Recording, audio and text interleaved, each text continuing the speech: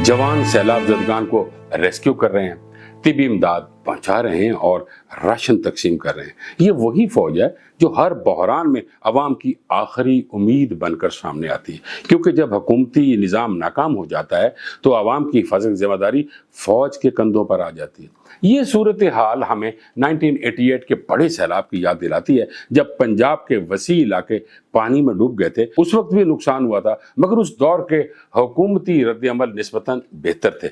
आज के दौर में हमारे पास जदीद टेक्नोलॉजी, बेहतरीन इतलात और वसाइल मौजूद हैं, लेकिन हुकूमती नाअहली ने इस मौका को ज़ाया कर दिया है और दीगर इदारे सिर्फ बाज़ाब्ता बयानात तक महदूद हैं, जबकि ज़मीन पर अमली इक़दामात ना होने के बराबर है।